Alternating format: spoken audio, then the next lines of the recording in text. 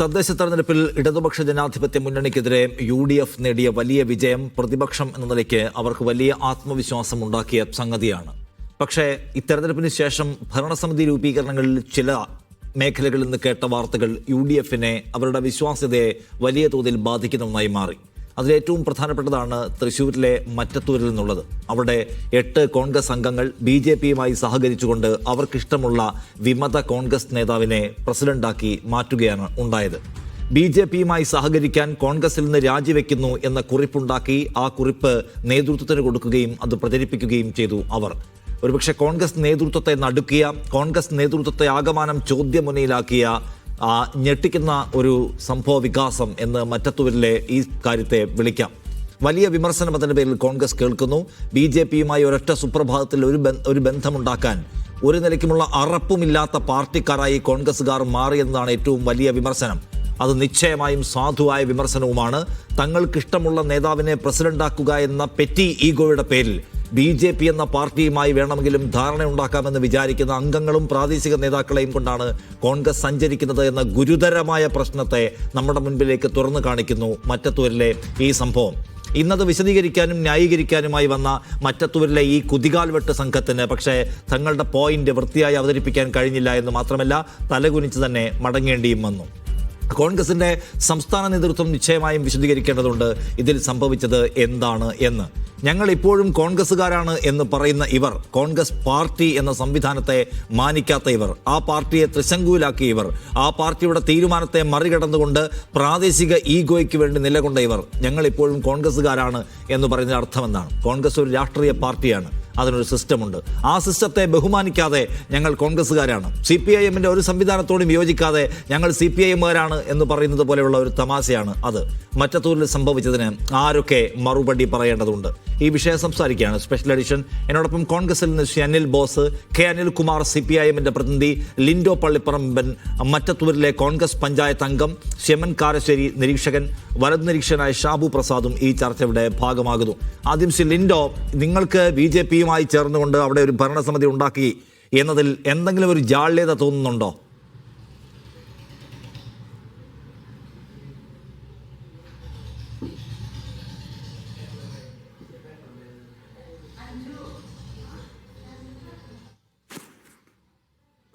Lindo കേൾക്കാമോ? കേൾക്കുന്നുണ്ട്. ഞാൻ നിങ്ങളോട് ചോദിക്കുകയാണ്, നിങ്ങൾക്ക് അവിടെ BJPയുമായി ചേർന്നൊരു ഭരണസമിതി ഉണ്ടാക്കിയത് വല്ല ജാള്യതയും തോന്നുന്നുണ്ടോ എന്ന്?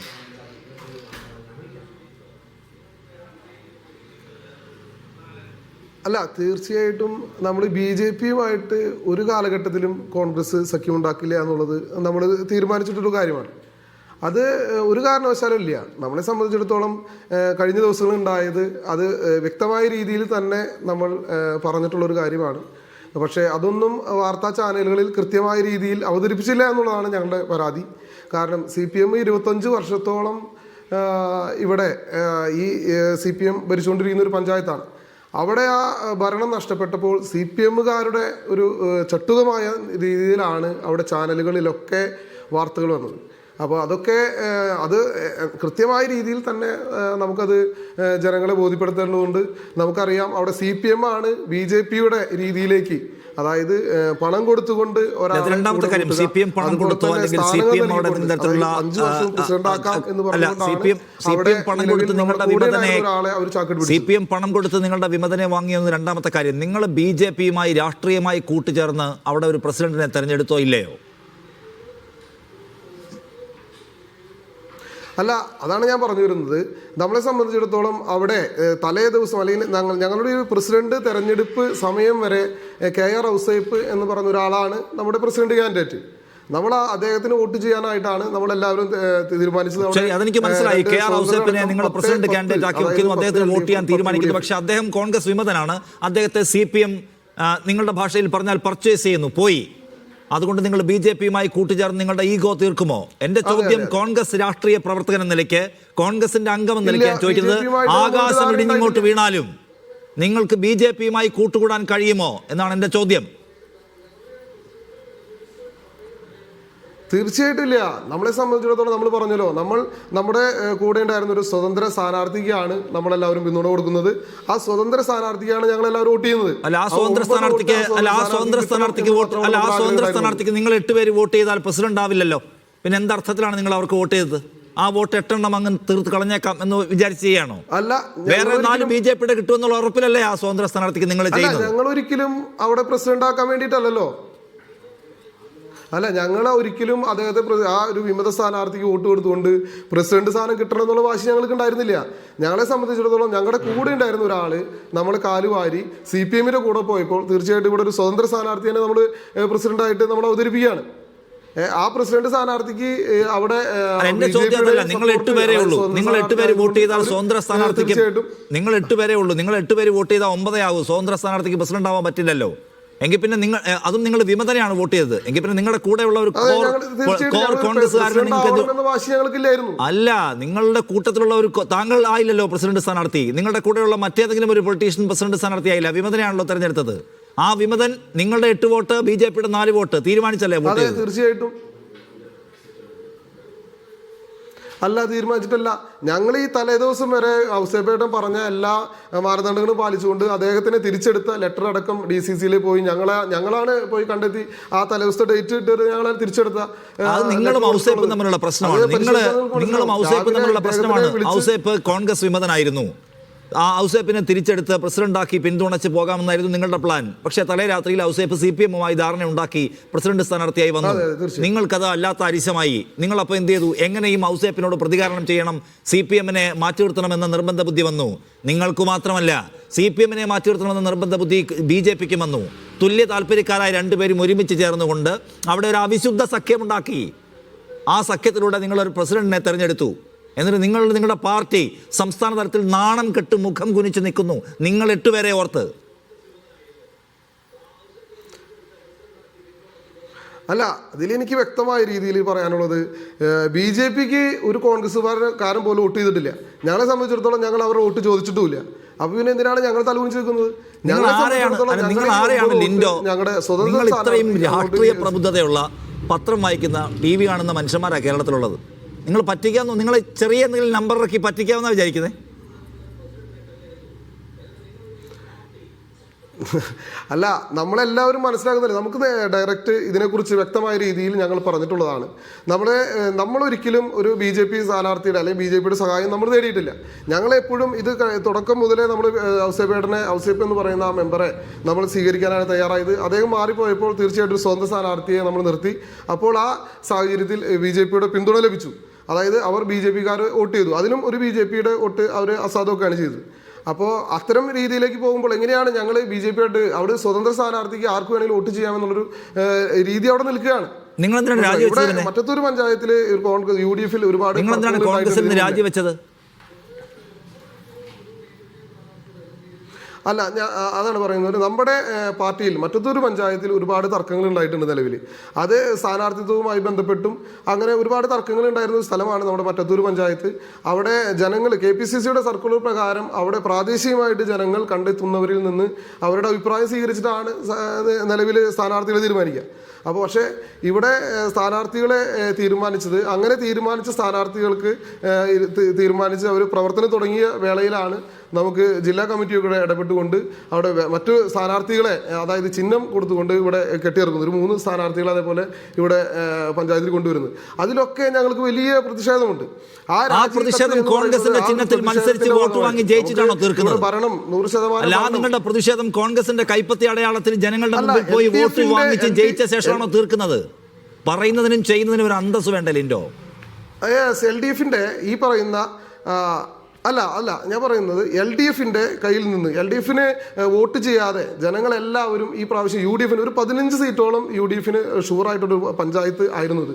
പക്ഷേ ഇത് ഞങ്ങൾക്ക് ഇവിടെ നേതാക്കളുടെ ഒക്കെ കൃത്യമായ ഇടപെടലുകൾ ഇല്ലാത്തതുകൊണ്ട് തന്നെയാണ് ഇത് ഞങ്ങൾക്ക് 10ലേക്ക് കിട്ടിയത്. ഞങ്ങൾ 5 പേരായിരുന്നു മറ്റത്തൂർ പഞ്ചായത്ത് ഉണ്ടായത്. അത് 10 പേരിലേക്ക് എത്തിക്കാൻ കഴിഞ്ഞു.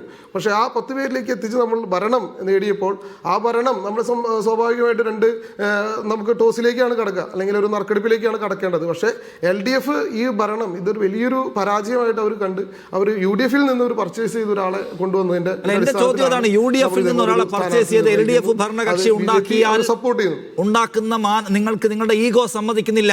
അതിന് നിങ്ങൾ BJP-യുടെ കൂടെ കൂടാൻ നിങ്ങൾക്കൊരു മടിയുമില്ല. രാഹുൽ ഗാന്ധി കന്യാകുമാരി മുതൽ കശ്മീർ വരെ നടന്നത് എന്തിനാണെന്ന് നിങ്ങളുടെ പ്രശ്നമല്ല. നിങ്ങൾക്ക് BJP-യുടെ കൂടെ കൂടിയാലും ലോക്കൽ പെറ്റി ഈഗോ തീർക്കണം. അതിന് നിങ്ങൾ എന്ത് ചെയ്യുന്നു? അവിടെ BJP-ക്കാരോട് കൂടി. ഇപ്പോഴുമില്ല രാഷ്ട്രീയമായ കുറ്റബോധം താങ്കളടക്കമുള്ള 8 പേർക്കും. ഈ വിദണ്ഡവാദങ്ങൾ പറഞ്ഞ് ന്യായീകരിച്ച് പൊളിയാണ് നിങ്ങൾ. നിങ്ങളുടെ പാർട്ടിക്ക് സംസ്ഥാന തലത്തിലും ദേശീയ തലത്തിലും ഒരു നിലപാടുണ്ട്. ആ നിലപാടിനെ അട്ടിമറിച്ചിട്ടാണ് നിങ്ങൾ ഈ ന്യായീകരണ വാചകം പറയുന്നത് എന്ന് ഓർക്കണം. അപ്പൊ CPM-നെ അകറ്റി നിർത്താൻ BJP-യുടെ കൂടെ കൂടാം.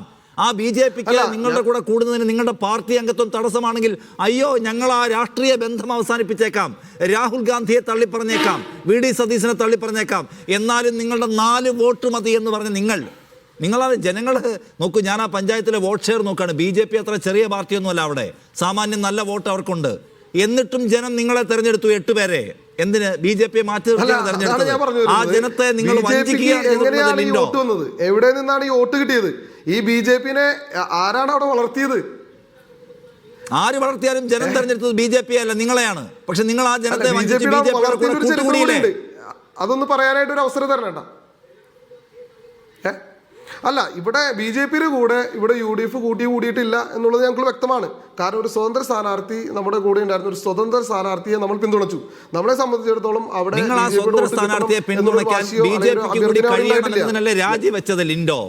BJP-ക്ക് കോൺഗ്രസ്സുകാരുടെ ഒരു സഖ്യത്തിൽ ചേരാൻ പറ്റത്തില്ല. അവർക്ക് പിന്നെയും രാഷ്ട്രീയമായ ഉറപ്പുണ്ട് കോൺഗ്രസ്സുകാരുടെ രാഹുൽ ഗാന്ധിയുടെ ടീമിന്റെ കൂടെ കൂടാൻ പറ്റില്ല. അപ്പൊ നിങ്ങൾ എന്ത് ചെയ്തു?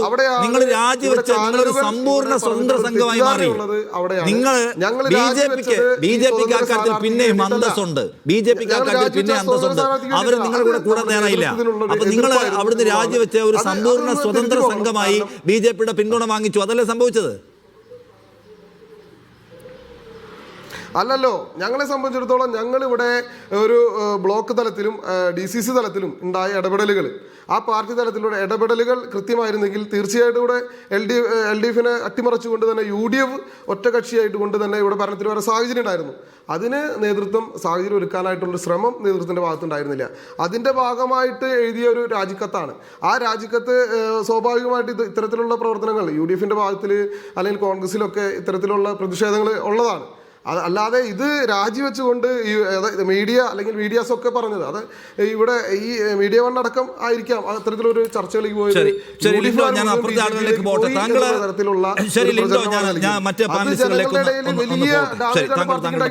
ലിൻഡോ, രാജീവ് ചന്ദ്രശേഖരനെ കാണുന്നുണ്ടോ? അനുഗ്രഹം വാങ്ങിക്കാൻ പോകുന്നുണ്ടോ നിങ്ങൾ 8 പേര്?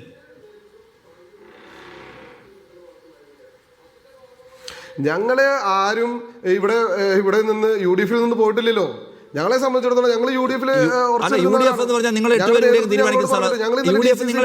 തീരുമാനിക്കുന്ന സംവിധാനം അല്ലല്ലോ. UDF എന്ന് പറഞ്ഞാൽ അതിനൊരു സിസ്റ്റം ഉണ്ടല്ലോ. അതിനകത്ത് അതിനെ വഞ്ചിക്കുന്ന പരിപാടി നടത്തിയിട്ട് പിന്നെ ഞങ്ങൾ UDF ആണ് കോൺഗ്രസ് ആണെന്ന് പറഞ്ഞാൽ പ്രസിഡന്റ് പോയി കണ്ടിരുന്നു. അദ്ദേഹം ഞങ്ങളോട് സംസാരിക്കാന്ന് പറഞ്ഞിട്ടുണ്ട്. നിങ്ങൾക്കെതിരെ നടപടി എടുത്തു കഴിഞ്ഞല്ലോ. നിങ്ങളിപ്പോ UDF-ന്റെയും കോൺഗ്രസിന്റെയും പുറത്താണ്. വീഴ്ചകൾ ഉണ്ടെങ്കിൽ അത് പാർട്ടി പരിശോധിക്കും. പാർട്ടി എന്തായാലും അത്തരത്തിലുള്ള പ്രശ്നങ്ങൾ പാർട്ടിക്ക് എന്തെങ്കിലും വീഴ്ച വന്നിട്ടുണ്ടെങ്കിൽ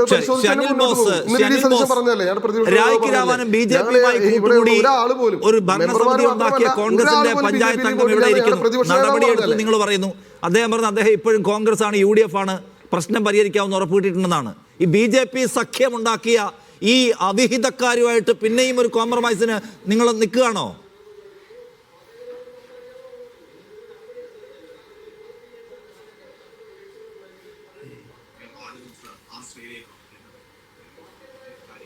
അനിൽ ബോസ് കേൾക്കുന്നുണ്ടോ?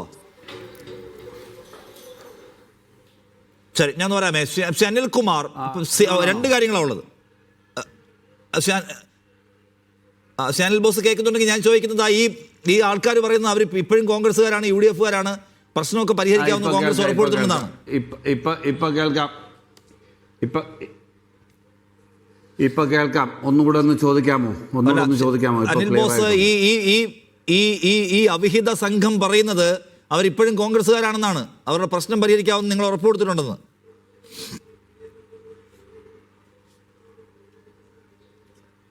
ഒന്ന്, ഞാൻ അല്പം വൈകി. ട്രാഫിക് ബ്ലോക്ക് അറിയാമല്ലോ. ഒരു ഉത്സവ ലഹരിയിലാണ് പ്രദേശങ്ങൾ മുഴുവൻ. അതിൻ്റെ ഒരു ബുദ്ധിമുട്ടുണ്ടായിട്ടുണ്ട്. അതിന് ഞാൻ ആദ്യം തന്നെ സോറി പറയാം.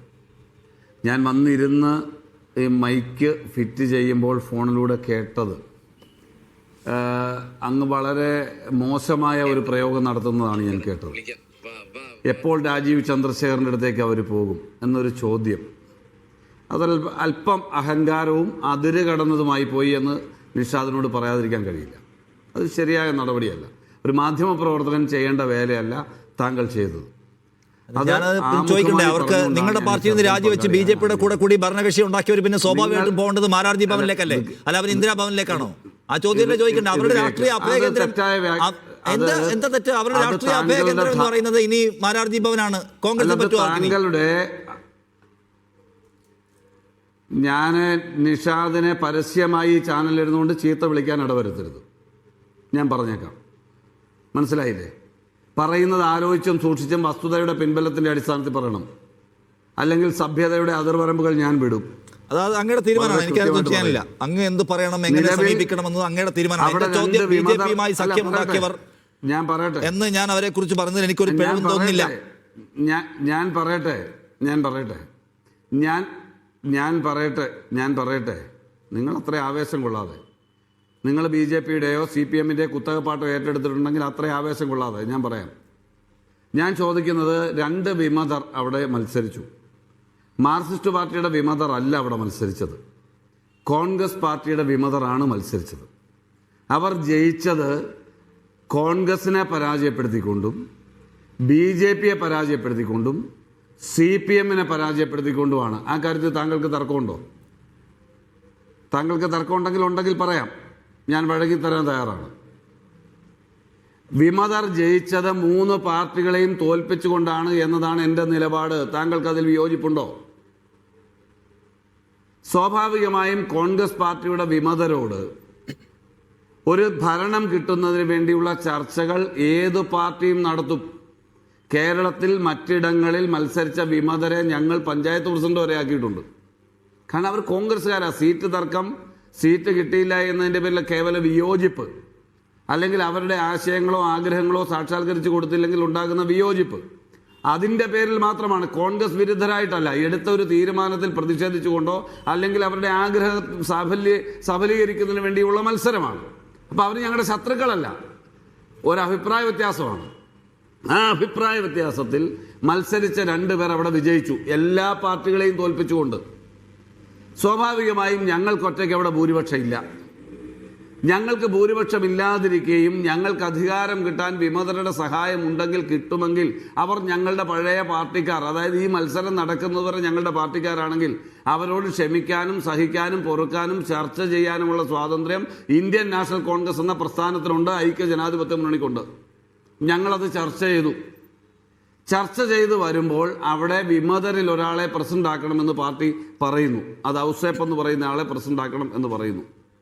തർക്കമൊന്നുമുള്ള കാര്യമല്ലല്ലോ. പക്ഷെ പ്രാദേശികമായി അവിടുത്തെ പഞ്ചായത്ത് മെമ്പർമാരായ 8 പേർ, ആരൊക്കെയാണ് ഈ ചർച്ചയിൽ ഇപ്പോൾ ഉള്ളതെന്ന് എനിക്ക് മനസ്സിലാക്കാൻ കഴിഞ്ഞിട്ടില്ല. അതിലാരെങ്കിലും ഉണ്ടോ എന്നും എനിക്കറിയില്ല. എന്തായാലും അവിടെ മത്സരിച്ച കോൺഗ്രസ് പഞ്ചായത്ത് മെമ്പർമാർക്ക് പാർട്ടി നിർദ്ദേശിച്ച വിമതനെ പിന്തുണയ്ക്കുന്നതിൽ തൃപ്തിക്കുറവുണ്ടായിരുന്നു, അല്ലെങ്കിൽ അവർക്കതിൽ ആശയ ദൃഢത കുറവുണ്ടായിരുന്നു. അതിൻ്റെ അടിസ്ഥാനത്തിൽ മറ്റൊരു വിമത സ്ഥാനാർത്ഥിയായ ടെസിയെ അവർ പഞ്ചായത്ത് പ്രസിഡന്റാക്കാൻ തീരുമാനിക്കുന്നു. അവിടെ മറ്റൊരാൾ വൈസ് പ്രസിഡന്റായിട്ട് മത്സരിക്കുന്നു. ആ മത്സരിക്കുന്ന തെരഞ്ഞെടുപ്പിൽ 2-3 സാഹചര്യങ്ങൾ സംഭവിക്കാം. ഒന്നുകിൽ CPM ജയിക്കാം, അതല്ലെങ്കിൽ ഞങ്ങൾക്ക് ജയിക്കാനുള്ള സാധ്യത മാർക്സിസ്റ്റ് പാർട്ടിയുടെ ആളുകൾ ഈ തെരഞ്ഞെടുപ്പിൽ വോട്ട് ചെയ്തിട്ടുണ്ടല്ലോ, പലയിടങ്ങളിലും അവരുടെ വോട്ട് UDF-ന് ചെയ്തിട്ടില്ലേ? കേരളത്തിൽ മാർക്സിസ്റ്റ് പാർട്ടിയുടെ വോട്ട് ചില തദ്ദേശ സ്വയംഭരണ സ്ഥാപനങ്ങളിൽ ഞങ്ങൾക്ക് പ്രസിഡന്റ്ഷിപ്പ് കിട്ടാൻ വോട്ട് കിട്ടിയിട്ടില്ല എന്ന് നിങ്ങൾക്ക് തർക്കമുണ്ടോ? അപ്പൊ സ്വാഭാവികമായും ഞങ്ങൾക്ക് കുറവുള്ള വോട്ട് CPM-ൽ നിന്നോ എവിടുന്നെങ്കിലും കിട്ടുമെന്ന് വിചാരിച്ചാവും മത്സരിക്കുക. അങ്ങനെ മത്സരിച്ചപ്പോൾ അവിടെ BJP-ക്കാർ വോട്ട് ചെയ്തിരിക്കുന്നു. BJP എന്ന് പറയുന്ന പാർട്ടിയിൽപ്പെട്ട ആരെങ്കിലും 2 പേർ വോട്ട് ചെയ്താൽ ഞങ്ങളുടെ മുന്നണിയുടെ തീരുമാനം എന്താ? ഞങ്ങളുടെ പാർട്ടിയുടെ തീരുമാനം എന്താ? SDPയോ BJPയോ പിന്തുണച്ചുകൊണ്ട് UDF-ന് ഒരു പ്രസിഡന്റ് വേണ്ട. അത് ഞങ്ങളുടെ മുന്നണി തീരുമാനമാണ്, ഞങ്ങളുടെ പാർട്ടി തീരുമാനമാണ്. ആ പാർട്ടി തീരുമാനം ഞങ്ങൾ സംസ്ഥാന വ്യാപകമായി നടപ്പിലാക്കും. ഇവിടെ കോൺഗ്രസ് പാർട്ടിയുടെ പഞ്ചായത്ത് മെമ്പർമാർ രാജിവെക്കുന്നു. അത് സംഘടനാപരമായ വിഷയമാണ്. സംഘടനാപരമായ വിഷയം 8 പഞ്ചായത്ത് മെമ്പർമാർ ഒന്നിച്ചു പറയുന്ന വിഷയത്തിന് വിരുദ്ധമായി DCCയുടെ ഒരു തീരുമാനമുണ്ടായാൽ അത് ചർച്ച ചെയ്ത് പരിഹരിക്കും. അതൊരു പൊളിറ്റിക്കൽ ഡിസിഷനാണ്. ഉടനെ നിങ്ങൾ രാജീവ് ചന്ദ്രശേഖരന്റെ വീട്ടിലേക്ക് പൊക്കോളാൻ പറഞ്ഞാൽ അതിനെ തെമ്മാടിത്തരമെന്ന് പറയാം. അല്ലാതെ ഞാൻ എന്താ പറയേണ്ടത്? അല്ല, താങ്കൾ പറയുന്ന ഒരു പ്രശ്നം അനിൽ ബോസ്, താങ്കൾ പറയുന്നതും ഈ പഞ്ചായത്ത് ഈ 8 പേരടങ്ങുന്ന പഞ്ചായത്ത് അംഗങ്ങളിൽ ഒരാളാണ് ഇവിടെ ഉള്ളത്, ലിൻഡോ പള്ളിപ്പറമ്പൻ. ലിൻഡോ പറയുകയാണ്, ഔസേപ്പിനെ പ്രസിഡന്റാക്കാൻ ഞങ്ങൾ സന്നദ്ധരായിരുന്നു. ഞങ്ങൾ അദ്ദേഹത്തിന്റെ സസ്പെൻഷൻ നടപടി അടക്കം പിൻവലിച്ച് പാർട്ടിയിലേക്ക് തിരികെ കൊണ്ടുവരാനോ മറ്റോ ഉള്ള എല്ലാ ധാരണയും പൂർത്തിയാക്കിയിരിക്കും. അദ്ദേഹത്തെ CPM പർച്ചേസ് ചെയ്തു, അതുകൊണ്ട് ഞങ്ങൾക്ക് വേറെ വഴിയില്ലായിരുന്നു എന്നാണ് താങ്കൾ പറയുന്നത്. ഔസേപ്പിനോടുള്ള വിരോധം കൊണ്ട് അവർ വേറെ ഒരു പ്ലാൻ ഉണ്ടാക്കി. സമ്പൂർണ്ണ വൈരുദ്ധ്യമാണ് നിങ്ങൾ രണ്ടുപേരും പറയുന്നത്. ഗ്രൗണ്ടിൽ നിൽക്കുന്ന നിങ്ങളുടെ ഈ അവിഹിത സഖ്യം ഉണ്ടാക്കിയ കക്ഷി പറയുന്നതും താങ്കൾ പറയുന്നതും രണ്ടും രണ്ട് കാര്യം. പിന്നെ BJP തന്നെയാണ് ഈ രാജിക്കത്ത് പ്രചരിപ്പിച്ചത്. BJPക്ക് കോൺഗ്രസുമായിട്ട് സഖ്യം ഉണ്ടാക്കാൻ പറ്റിയല്ല. രാജീവ് ചന്ദ്രശേഖരന്റെ കർശന നിർദ്ദേശമുണ്ട്. അപ്പൊ കോൺഗ്രസിന് ഇറങ്ങി വന്നാലേ പറ്റൂ. അവർ കോൺഗ്രസിന് ഇറങ്ങിപ്പോയി BJP ആയിട്ട് സഖ്യം ഉണ്ടാക്കി. നമ്മളെല്ലാവരും കഴിക്കുന്നത് ചപ്പാത്തിയല്ലേ അനിൽ ബോസ്? നിഷാദെ നമ്മളതൊരു 4ാം കിട ചർച്ചയിലേക്ക് താങ്കൾ ഇതിനെ കൊണ്ടുപോകരുത്. ഇപ്പം ലിൻഡോ എന്ന് പറയുന്ന പഞ്ചായത്ത് മെമ്പർ, അദ്ദേഹത്തെ എനിക്ക് നേരിട്ട് പരിചയമില്ല. എൻ്റെ പാർട്ടിക്കാരനായിരുന്ന ആളായിരിക്കാം, അവിടുത്തെ പഞ്ചായത്ത് മെമ്പറായിരിക്കാം. എനിക്ക് നേരിട്ട് പരിചയമില്ല. അവിടുത്തെ ഒരു പഞ്ചായത്ത് മെമ്പറേയും എനിക്ക് നേരിട്ട് പരിചയമില്ല. ഓക്കെ. പക്ഷേ ഞാൻ മനസ്സിലാക്കുന്നത് പാർട്ടിയുടെ ഔദ്യോഗിക നേതൃത്വത്തിൽ നിന്നും ഔസേപ്പിനെ പ്രസിഡന്റാക്കാൻ നിർദ്ദേശം കൊടുത്തിരുന്നു എന്നാണ് ഞാൻ മനസ്സിലാക്കുന്നത്. ഔസേപ്പിനെ പാർട്ടിയിൽ തിരിച്ചെടുത്ത് ഉൾക്കൊള്ളുന്നതിന് ലിൻഡോയ്ക്കോ അവിടെയുള്ള മറ്റു പഞ്ചായത്ത് മെമ്പർമാർക്കോ അഭിപ്രായ വ്യത്യാസം ഇല്ലായിരിക്കാം. അങ്ങനെയെങ്കിൽ ഞാൻ ചോദിക്കുകയാണ്, അപ്പം അങ്ങനെ ഔസേപ്പ് വരട്ടെ എന്നാണ് തീരുമാനമെങ്കിൽ TC സ്ഥാനാർത്ഥിയാകേണ്ട കാര്യമില്ലല്ലോ. പാർട്ടി എടുത്തിട്ടുള്ളൊരു തീരുമാനം പഞ്ചായത്ത് മെമ്പർമാർക്ക് ഉൾക്കൊള്ളാൻ കഴിയാത്ത ഒരു ആശയക്കുഴപ്പാട് ഉണ്ടായിട്ടുണ്ട്. ശരിയെന്ന് മനസ്സിലായിട്ടില്ല. ഔസേപ്പിന് ഞങ്ങൾ ഓക്കെ ആയിരുന്നു. ഔസേപ്പിന് CPM പർച്ചേസ് ചെയ്തു. അപ്പൊ ഞങ്ങൾക്ക് വേറെ നിവൃത്തി ഉണ്ടായിരുന്നില്ല, ഞങ്ങൾ വേറെ പ്ലാൻ ഉണ്ടാക്കി എന്നാണ് ലിൻഡോ പറയുന്നത്. താങ്കൾ പറയുന്നത് ഔസേപ്പിനോടുള്ള വിയോജിപ്പ് കൊണ്ട് അവർ പ്ലാൻ ഉണ്ടാക്കിയതാണ്. ഇതിലേതാണ് ശരി? നിങ്ങൾക്ക് ഈ 48 മണിക്കൂർ കഴിഞ്ഞതിന് ശേഷവും ഇതിനകത്തൊരു വ്യക്തത പാർട്ടിക്കില്ലേ? തീർച്ചയായിട്ടും ഞാൻ ലിൻഡോ പറഞ്ഞതിനെ ഞാൻ സെക്കൻഡ് ചെയ്യുന്നു. ലിൻഡോ പറഞ്ഞതിനെ ഞാൻ സെക്കൻഡ് ചെയ്യുന്നു, സപ്പോർട്ട് ചെയ്യുന്നു. ഞാൻ അതിനെ എതിർക്കുന്നില്ല. ഞാൻ പറഞ്ഞാൽ മനസ്സിലായില്ലേ? ഔസേപ്പിനെ പ്രസിഡന്റ് ആക്കണമെന്ന പാർട്ടി നിർദ്ദേശം വന്നപ്പോൾ എന്തുകൊണ്ട് 8 പഞ്ചായത്ത് മെമ്പർമാർ TCയെ സ്ഥാനാർത്ഥിയാക്കി? അതിന് തക്കതായ ഒരു റീസൺ അവിടെ ഉണ്ടെന്നേ. ആ റീസണെ ഞാൻ തള്ളിക്കളഞ്ഞില്ലല്ലോ. അപ്പൊ ആ റീസൺ അവിടെ നിൽക്കുന്നത് കൊണ്ടാണ് പാർട്ടിക്കകത്തെ അഭിപ്രായ വ്യത്യാസങ്ങളുടെ അടിസ്ഥാനത്തിലാണ് അവരുടെ രാജി. BJPക്കാരുടെ പിന്തുണയോടുകൂടി ഭരിക്കുന്നില്ല എന്നുള്ളത് കൊണ്ടും ആ പ്രശ്നങ്ങളുടെ അടിസ്ഥാനത്തിലാണ് 8 മെമ്പർമാരുടെ രാജി. അത് ചർച്ച ചെയ്യും, അത് പരിഹരിക്കും. അല്ല, ഞങ്ങൾ ഉടനെ BJPയിലേക്ക് ഞങ്ങളുടെ 8 മെമ്പർമാരെ പറഞ്ഞു വിട്ടുവെന്നോ? ആ 8 മെമ്പർമാർ അല്ല, അങ്ങനെയാണെങ്കിൽ ഈ 8 പേര് അവർക്ക് അല്ല ഈ 8 ഹാർഡ് കോർ കോൺഗ്രസ്സുകാരിൽ ആരും സ്ഥാനാർത്ഥിയായില്ലല്ലോ. പ്രത്യേകിച്ച് ഇവരുടെ ഈ 8 അംഗങ്ങളിൽ ആരും ശകലമൊക്കെ ആവേശം വേണ്ട വിഷയമല്ലേ? ശകലമൊക്കെ ആവേശം വേണ്ട വിഷയമല്ലേ അനിൽ ബോസ്? നമ്മൾ കേരളത്തിലല്ലേ ഈ വിഷയം ചർച്ച ചെയ്യുന്നത്? ഞാൻ ചോദിക്കട്ടെ, ഈ പറഞ്ഞ 8 അംഗങ്ങളിൽ ആരും പ്രസിഡന്റ് സ്ഥാനാർത്ഥിയാവാതെ ആരായിട്ട് സംസാരിക്കാന്ന്? അല്ല,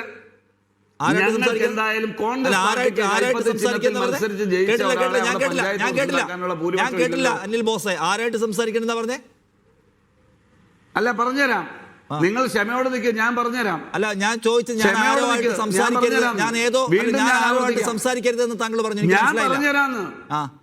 ഞാൻ പറഞ്ഞത് നിങ്ങൾ ഒരു അവതാരകനായിട്ട് സംസാരിക്കും, പകരം താങ്കൾ വേറെ സംസാരിക്കാന്നാ പറഞ്ഞത്. SDPIയോ? അത് പറഞ്ഞേ, ഞാൻ ഉറച്ചു നിൽക്കുന്നു. SDPI ആണ്, ഞാൻ അത് തന്നെയാ പറഞ്ഞത്. SDPI എന്ന് പറയാനുള്ള പ്രചോദനം എന്താണ്? വേറെ എമ്പാടും പാർട്ടികൾ ഇവിടെ ഉണ്ടല്ലോ, അതൊന്ന് വിശദീകരിക്കൂ. ഞങ്ങൾ SDPIയെയും ഞങ്ങൾ BJPയെയും ഒരേ നാണയത്തിന്റെ 2 വശങ്ങളായി കണ്ടുകൊണ്ട് എതിർക്കുന്നു. ആ ഒരു ശൈലിയും സമീപനവും ഞങ്ങളോട് സ്വീകരിക്കരുത്. ഈ നമ്പർ അനിൽ ബോസ് കയ്യിൽ വെച്ചാൽ മതി. അനിൽ ബോസെ, അനിൽ ബോസ്, നിങ്ങൾക്ക് ഈ പറയുന്ന 8 പേരെ പിന്തുണയ്ക്കുന്ന അതെ ഈ 8 പേര് സ്വീകരിച്ച ഹിന്ദുത്വ രാഷ്ട്രീയത്തിന്റെ രാഷ്ട്രീയത്തെ ഇരുട്ടിൽ പുൽകുന്ന സമീപനത്തിന്റെ അതേ മനോനിലയിലാണ് സംസാരിക്കുന്നത്. നിങ്ങൾ അല്ല, ഞാൻ താങ്കളുടെ അതേ മനോനിലയാണ് മറ്റത്തൂരിലെ 8 പേർക്കുള്ളത്. താങ്കളുടെ അതേ മനോനിലയാണ് മറ്റത്തൂരിലെ 8 പേർക്കുള്ളത് കേട്ടോ. ഞാൻ അനിൽ ബോസിന്റെ പാർട്ടി ഓഫീസിൽ നിന്ന് സർട്ടിഫിക്കറ്റ് അടിച്ചു കിട്ടാൻ കാത്തിരിക്കുന്ന ആളല്ല. പക്ഷെ ഞാൻ അനിൽ ബോസിനെ എക്സ്പോസ് ചെയ്യാൻ ഉദ്ദേശിക്കുകയാണ്. ഞാൻ അനിൽ ബോസിന്റെ പാർട്ടി ഓഫീസിൽ നിന്നോ സർട്ടിഫിക്കറ്റ് അടിച്ചു കിട്ടാൻ കാത്തു നിൽക്കുന്ന ആളല്ല. പക്ഷെ അനിൽ ബോസ് ആരാണ്? അനിൽ ബോസിന്റെ അകത്ത് കിടക്കുന്നത് എന്താണ്? അപ്പുറത്തിരിക്കുന്നവന്റെ പേര് നോക്കി പാർട്ടി തെരഞ്ഞെടുത്ത് ചാപ്പ അടിക്കാൻ കഴിയുന്ന മാനസികാവസ്ഥയാണ് അനിൽ ബോസിന്റെ തലയ്ക്കകത്തുള്ളത് എന്ന് പറഞ്ഞതല്ലേ ഉള്ളൂ. എനിക്ക് വിഷമമൊന്നുമില്ല കേട്ടോ. നിങ്ങളെ SDPI എന്ന് വിളിച്ചാൽ ഞാനും കൂടി ചൂടി പോകുന്നില്ല. എനിക്ക് നിങ്ങളുടെ സർട്ടിഫിക്കറ്റും വേണ്ട. ഞാനേ ഈ BJP സഖ്യത്തിന്റെ പേരിൽ ചോദ്യം ചോദിച്ചത് താങ്കളോടായി പോയല്ലോ എന്ന അബദ്ധം, എന്റെ അബദ്ധം ആര് പറ്റിയ കക്ഷിയോടാണ് ഞാൻ ചോദിക്കുന്നത്. എനിക്ക് മനസ്സിലായി. കോൺഗ്രസ് എവിടെയാ ചെന്ന് നിൽക്കുന്നത് എനിക്ക് മനസ്സിലായി. കോൺഗ്രസ് മറ്റത്തൂരിൽ മാത്രമല്ല, കോൺഗ്രസ് പലയിടത്തും എവിടെ എത്തിക്കുന്നു മനസ്സിലായി. ശ്രീ അനിൽകുമാർ, എനിക്ക് ചാപ്പയൊന്നും നിങ്ങളുടെ പ്രശ്നമില്ലാന്ന്. എനിക്ക് നിങ്ങളുടെ സർട്ടിഫിക്കറ്റ് വേണ്ട. എനിക്ക് അനിൽ ബോസ് സർട്ടിഫിക്കറ്റ് തരാത്തതിന്റെ പേരിൽ ഒരു സങ്കടം ഉറക്കക്കുറവില്ല. അല്ല, എനിക്കൊരു ഉറക്കക്കുറവില്ല അനിൽ ബോസ്. നിങ്ങളുടെ സർട്ടിഫിക്കറ്റിന്റെ പേരിൽ നിങ്ങൾ ഇഷ്ടമുള്ളത് പറഞ്ഞോ.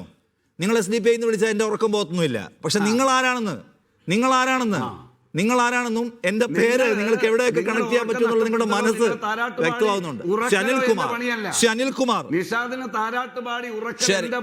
അല്ല വേണ്ട, നിങ്ങളെന്റെ താരാട്ടൊന്നും പാടണ്ട. എന്റെ പേരും മതവും ഒക്കെ നോക്കിക്കോളൂ. ശരി, BJP ബന്ധത്തിന്റെ പേരിൽ ഞാൻ ചോദ്യം ചോദിച്ച രാഷ്ട്രീയക്കാരൻ കറക്റ്റ് ഓപ്ഷനായി പോയി. ശരി, അനിൽകുമാർ, നിങ്ങൾ അവിടെ ഔസേപ്പിനെ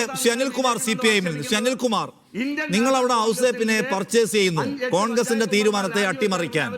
അപ്പോ പിന്നെ വേറെ ഒരു പ്ലാൻ ഉണ്ടാക്കാതെ നിവൃത്തിയില്ല. പകരം പുതിയൊരു വിമതനെ തീരുമാനിക്കുന്നു. ആ വിമതന് വോട്ട് ചെയ്യാൻ തീരുമാനിക്കുന്നു. അതിൽ കുറെ BJP-ക്കാരും വന്ന് വോട്ട് ചെയ്തു. 3 വോട്ട് അങ്ങനെയും കിട്ടി. അതിനിപ്പോ ഇത് BJP ബന്ധം എന്നൊക്കെ എങ്ങനെ പറയുമെന്നാണ് ഈ നിഷ്കളങ്കരായ പഞ്ചായത്ത് അംഗങ്ങൾ ചോദിക്കുന്നത്.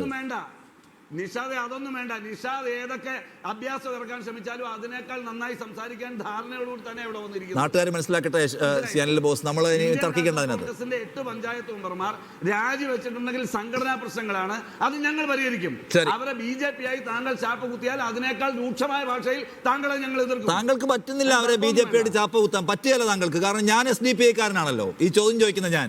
താങ്കൾക്ക് അവരെ BJP-ക്കാരായിട്ട് ചാപ്പ കുത്താൻ പറ്റിയല്ല. വ്യക്തമാണ്. അനിൽകുമാർ, ശരി, അവർ കോൺഗ്രസ് പുറത്തു പോയല്ലോ. നിങ്ങൾ നടപടിയെടുത്തല്ലോ. നിങ്ങൾക്ക് CPM ആണെങ്കിലേ ഉള്ളൂ പ്രശ്നം.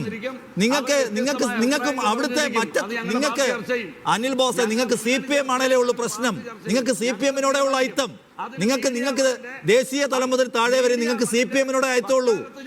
നിങ്ങൾക്ക് നിങ്ങളുടെ ആജന്മ ശത്രു പിണറായി വിജയനാണ്. നിങ്ങളുടെ ശത്രു മോദിയല്ല.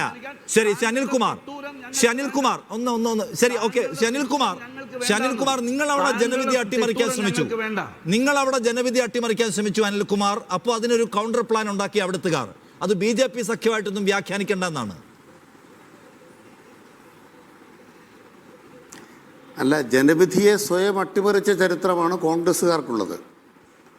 ഇപ്പോഴത്തെ കർണാടക സർക്കാരിന് മുമ്പ് കർണാടകത്തിലെ ജനങ്ങൾ കോൺഗ്രസിനെ തിരഞ്ഞെടുത്തതാണ്. ആ സർക്കാർ അട്ടിമറിക്കപ്പെട്ടു കാലുമാറ്റത്തിലൂടെ. ഇതുപോലെ തന്നെ ഗോവയിൽ സംഭവിച്ചു, പുതുശ്ശേരിയിൽ സംഭവിച്ചു. ത്രിപുരയിലാണെങ്കിൽ കോൺഗ്രസിൻ്റെ MLA-മാർ കൂട്ടത്തോടെ തൃണമൂൽ കോൺഗ്രസിലേക്കും അവിടുന്ന് BJP-യിലേക്കും പോയി. ഇന്ത്യയിലെ 15 സംസ്ഥാനങ്ങളിൽ ഈ കൂറുമാറ്റം ഉണ്ടായി. ജ്യോതിരാദിത്യ സിന്ധ്യ ഉണ്ടായത് എങ്ങനെയാണ്? സച്ചിൻ പൈലറ്റിൻ്റെ കളികൾ നമ്മൾ കേട്ടിട്ടില്ലേ? അമരീന്ദർ സിംഗിനെ നമുക്കറിയില്ലേ? മണിപ്പൂരിലെ ഇപ്പോഴത്തെ മുഖ്യമന്ത്രിയെ നമുക്കറിയില്ലേ? ആസാമിലെ ഇപ്പോഴത്തെ മുഖ്യമന്ത്രിയെ നമുക്കറിയില്ലേ? ഏതാണ്ട് 100-200ഓളം ആളുകൾ കോൺഗ്രസിൻ്റെ ജനപ്രതിനിധികളാണ്. AK ആന്റണിയുടെ മകൻ അനിൽ ആന്റണി കേരളത്തിലെ 2 കോൺഗ്രസ് മുഖ്യമന്ത്രിമാരുടെ മക്കൾ. മറ്റൊന്ന് K കരുണാകരന്റെ മകൾ ഏത് പാർട്ടിയിലാണ്? CPM-ന്റെ MLA അല്ലായിരുന്നോ? അതെ, അത് സെൽവരാജ് എവിടേക്കാ ഉള്ളത്? അതെ അതെ അൽഫോൻസ് കണ്ണന്താനം ഇടതുപക്ഷ മുന്നണിയുടെ അതെ അതെ അതെ അതെ അതെ അതെ ഞാൻ സമ്മതിച്ചു. നിങ്ങൾ അതുകൂടെ പറ. വി വിശ്വനാഥ മേനോൻ അതെ അതെ ഞാൻ പറഞ്ഞോട്ടെ. നേതാവല്ലായിരുന്നു. ആ നിങ്ങൾ പറ. സെൽവരാജിന്റെ കാര്യവും പറഞ്ഞു ഡോക്ടർ കഴിഞ്ഞോ? എസ് മനോജിന്റെ കാര്യവും വി വിശ്വനാഥ മേനോന്റെ കാര്യവും അൽഫോൻസ് കണ്ണന്താനത്തിന്റെ കാര്യവും പറ. സെനിൽ ബോസ് അദ്ദേഹത്തിന്റെ ആദ്യത്തെ അവസരമാണ്, പൂർത്തിയാക്കട്ടെ. ബാക്കി രണ്ടുപേരെ കൂടി എനിക്ക് ബാക്കി രണ്ടുപേരെ ടേക്ക് എടുക്കാനുള്ളൂ, പ്ലീസ്. അപ്പോ കേരളത്തിലെ കോൺഗ്രസിന്റെ മുൻ മുഖ്യമന്ത്രിയുടെ മക്കൾ എന്തിന് BJP? അദ്ദേഹം പറഞ്ഞോട്ടെ. ഒരു കാര്യം ചെയ്യാം, കേരളത്തിലെ തന്നെ എടുക്കാം. കേരളത്തിലെ 2 കോൺഗ്രസ് മുഖ്യമന്ത്രിമാരുടെ മക്കൾ, ബഹുമാനപ്പെട്ട ആന്റണിയുടെ ജന്മദിനമാണെന്ന്. ആന്റണിയുടെ ജന്മദിനമാണെന്ന്. അപ്പം അതുകൊണ്ട് ആന്റണിയെ തന്നെ ആദരവോടെ അനുസ്മരിക്കുന്നു. നമ്മളൊരു ചർച്ചയാണ്, എൻ്റെ അവസരമാണ്. അപ്പം അതുകൊണ്ട് തന്നെ ഇത് കോൺഗ്രസിൻ്റെ ശീലമാണ്. അടിമുടി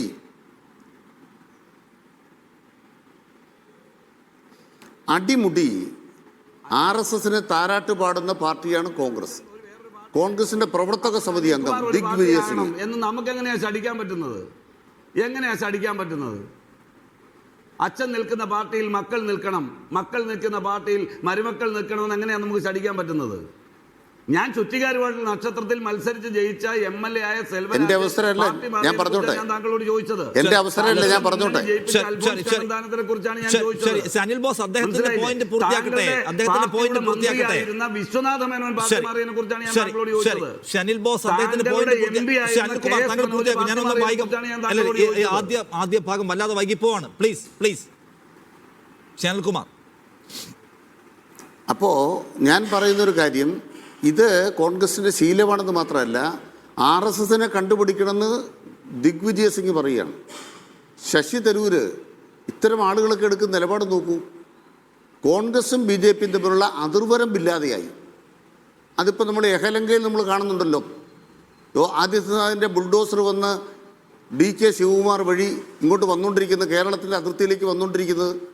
കേരളത്തിലെ പിണറായി സർക്കാരിനെ ഇല്ലാതെയാക്കിയാൽ ആ ബുൾഡോസർ ഇങ്ങോട്ട് കൊണ്ടുവരാനുള്ള ശ്രമമാണ് നടത്തിക്കൊണ്ടിരിക്കുന്നത്. മറ്റത്തൂരിൽ ഇപ്പോൾ ഉണ്ടായ കാര്യം എന്താണ്? 24 വാർഡ് അവിടെയുണ്ട്. 24 വാർഡിൽ 14 വാർഡിൽ UDF 3-ാം സ്ഥാനത്താണ്. ആലോചിച്ച് നോക്കിയേ. ഒരു വാർഡ്, നൂലവല്ലി വാർഡ്, കോൺഗ്രസിന് കിട്ടിയ 44 വോട്ട്. ഇങ്ങനെ പറയാം, നടിപ്പാറ വാർഡ് കോൺഗ്രസിന് കിട്ടിയ 64 വോട്ട്. ഈ കോൺഗ്രസിന് ആ പഞ്ചായത്ത് ഭരിക്കാൻ അർഹതയുണ്ടോ? 14 വാർഡുകളിൽ 3-ാം സ്ഥാനത്ത് പോയ ഒരു പാർട്ടി പറയുകയാണ് ഞങ്ങൾക്ക് ആ പഞ്ചായത്ത് ഭരിക്കണം. യഥാർത്ഥത്തിൽ ഈ 14 വാർഡിൽ 3-ാം സ്ഥാനത്ത് പോയത് എങ്ങനെയാണ്? ഈ തെരഞ്ഞെടുപ്പിന് മുമ്പ് തന്നെ BJPയുമായി ധാരണയുണ്ട്.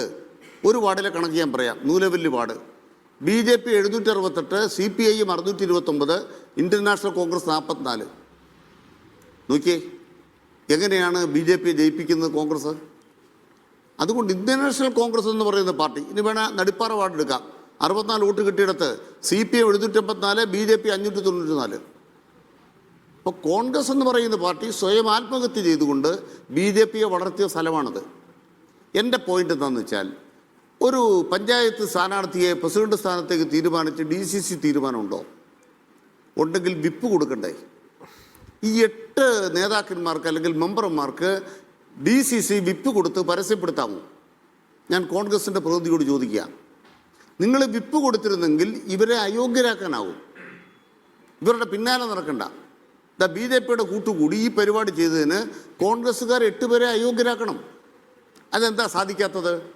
DCC അറിഞ്ഞുകൊണ്ടുള്ള കളിയാണ്. DC പ്രസിഡന്റ് വിപ്പ് കൊടുത്തിട്ടില്ല. DCC ജനറൽ സെക്രട്ടറി പറഞ്ഞു BJPക്ക് തൂക്കി വിറ്റു, കൈപ്പത്തിയെ BJPക്ക് തൂക്കി വിറ്റു. നമ്മുടെ ചാനലിലൂടെ നമ്മൾ കേട്ടതാണ്. DCC ജനറൽ സെക്രട്ടറി പറഞ്ഞാണ്. ഇന്നത്തെ രാത്രിയിൽ ഞാൻ കോൺഗ്രസ് പകുതിയോട് അപേക്ഷിക്കുന്നു, നിങ്ങൾ കൊടുത്ത വിപ്പ് പ്രസിദ്ധീകരിക്കണം. ആ വിപ്പ് ലംഘിച്ചതിന് ഇവരെ അയോഗ്യരാക്കാൻ കേസ് കൊടുക്കാൻ കോൺഗ്രസിന് പറ്റുമോ? പറ്റത്തില്ല. അതിന് കാരണം എന്താണ്? DCC പ്രസിഡന്റ് അറിഞ്ഞുകൊണ്ടുള്ള കളിയാണെന്ന് ഞങ്ങളുടെ വാദം. ഇത് വെറുതെ രഹസ്യമായ കളിയല്ല. ഇത് അവിടുത്തെ 8 പേർക്ക് പറ്റിയൊരു പശകല്ല. ഇത് കൂടിയാലോചിച്ച പരിപാടിയാണ്. തെരഞ്ഞെടുപ്പിന് മുമ്പ് 14 വാർഡുകളിൽ 3-ാം സ്ഥാനത്ത് പോയ കോൺഗ്രസ് BJPയുമായി ചേർന്നേ ഭരിക്കാൻ പാടുള്ളൂ, സാധിക്കുള്ളൂ എന്ന് മുൻകൂർ തീരുമാനമെടുത്ത കോൺഗ്രസ് ആ മുൻകൂർ തീരുമാനം അവിടെ നടപ്പാക്കി. ആദ്യം 14 വാർഡിൽ 3-ാം സ്ഥാനത്ത് പോയി, തിരുവനന്തപുരം കോർപ്പറേഷൻ മാതൃകയിൽ. എന്നിട്ടോ പിന്നീട് അവർ അട്ടിമറിക്ക് വേണ്ടി അവർ പരിശ്രമിച്ചു. അപ്പൊ അത് ആസൂത്രിതമാണ് എന്നാണ് വിപ്പ് പ്രസിദ്ധപ്പെടുത്താൻ കഴിയുമോ എന്ന ചോദ്യമാണ് അദ്ദേഹം ചോദിക്കുന്നത്. അതിന് മറുപടിയിലേക്ക് ഞാൻ പോവാം. അതിനു മുമ്പ് ഒരു സെക്കൻഡ് ഞാൻ ഒന്ന് പൂർത്തിയായിക്കോട്ടെ. ശ്രീ കാരശ്ശേരി, ഞാൻ കുറച്ച് വൈകിപ്പോയി. ഇത് കോൺഗ്രസിന്റെ ആകമാനമുള്ള വിശ്വാസ്യതയെ അസ്വസ്ഥമാക്കുന്ന അല്ലെങ്കിൽ ചോദ്യം ചെയ്യുന്ന ഒരു എപ്പിസോഡായിട്ട് താങ്കൾ കാണുന്നുണ്ടോ? പ്രാദേശിക തലത്തിലുള്ള കോൺഗ്രസ്സുകാർക്ക് അങ്ങനെ BJP-യോട് ചേരാൻ പാടില്ല എന്ന് പറയുന്ന ഒരു പ്രത്യയശാസ്ത്ര ദൃഢതയൊന്നുമില്ല, അവരതിന് എന്തിനും തയ്യാറാണ് എന്ന മട്ടിൽ ലൂസാണ് കോൺഗ്രസ് എന്നൊരു പ്രതീതി ഉണ്ടാക്കാൻ, അല്ലെങ്കിൽ അവരുടെ ഈ തെരഞ്ഞെടുപ്പ് വിജയത്തിന്റെ ആകമാനം പ്രഭ കെടുത്താൻ പോകുന്നതാണ് ഈ മറ്റത്തൂർ അധ്യായം എന്ന് തോന്നുന്നുണ്ടോ?